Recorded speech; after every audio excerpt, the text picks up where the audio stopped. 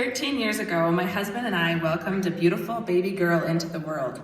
It didn't take too long for us to notice that her eyes were a little different. I remember my husband saying at one point, "When is she going to open her eyes?" Within a few weeks and a few doctor's appointments, we had an official diagnosis. Malia had a gene deletion resulting in a rare eye condition called blepharophimosis. Our struggles with Malia started pretty much immediately. Sleep and eating issues, delayed motor skills, and speech delays.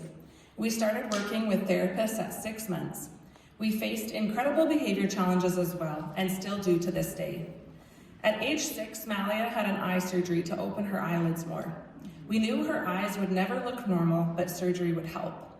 In grade 1, more testing began. We learned Malia had an IQ score of 55, which indicated an intellectual disability.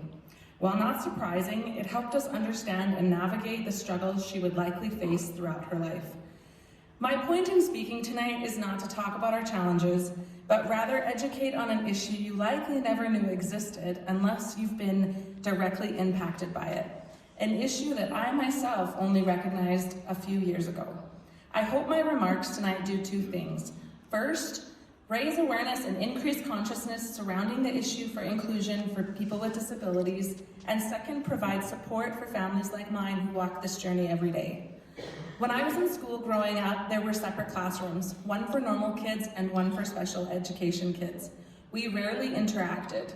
This separation created division and misunderstanding that shaped how I viewed disabilities.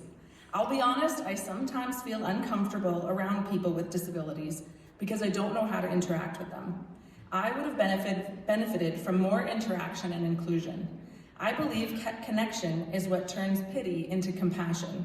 Without it, we tend to ignore what feels unfamiliar or uncomfortable. Reflect on your own views and beliefs about people with disabilities. Do you feel pity for them? Do you regard them as less than yourself?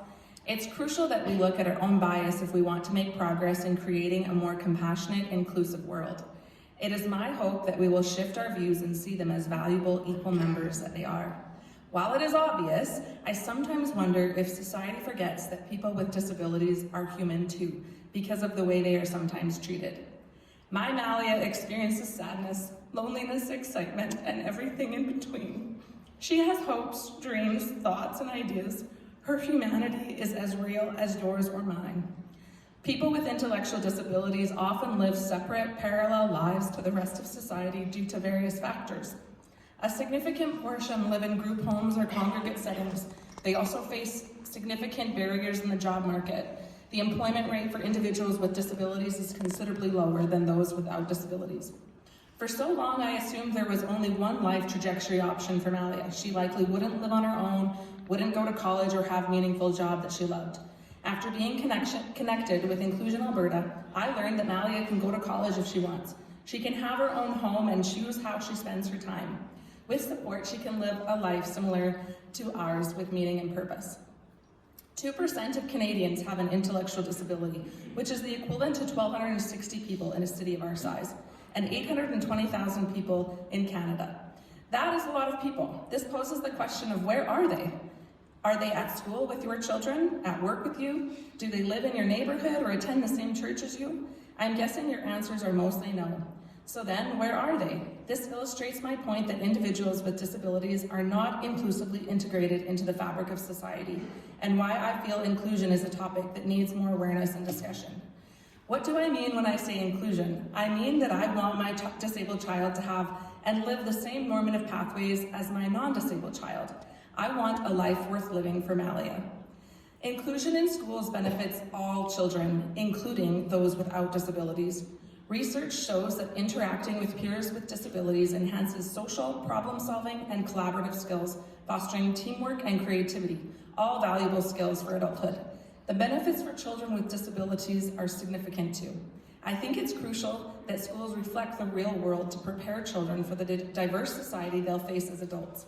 I have kids in the school system, and I recognize in theory inclusion in school is great, but in practice is much more challenging and a complex issue. It's easier said than done. However, teaching children to embrace diversity at a young age will help carry those values into adulthood. Inclusive schools can be a catalyst for a more equitable future. I believe the first step toward inclusion in schools isn't brainstorming strategies, but examining our biases and attitudes. Until we as school leaders, teachers, and parents agree and understand that inclusion isn't just better for those with disabilities, it's better for all people, strategy sessions will be premature and ineffective. When one teacher once told me that Malia can't learn democracy, I was taken aback. My response, unspoken but firmly felt, is that she absolutely can. The real challenge lies in how we present the material. Disability does not mean inability.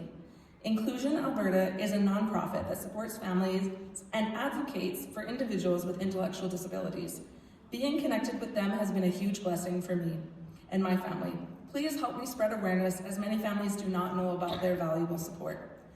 I never imagined being a mom of a special needs child. Raising Malia has been the hardest thing I've ever done, but I'm so grateful to be her mom. She's my biggest teacher and my blessing, and I think she's the coolest person in the world. I think our lives would be much richer if we had more relationships with those with disabilities. We need you. Troy and I, and many parents like us, need allies. We need parents without neurodivergent children to stand with us and tell school administrators, I want my child in a school where all children are welcome and have the opportunity to learn from everyone.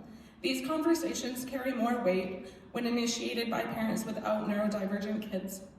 Inclusion starts with each of us.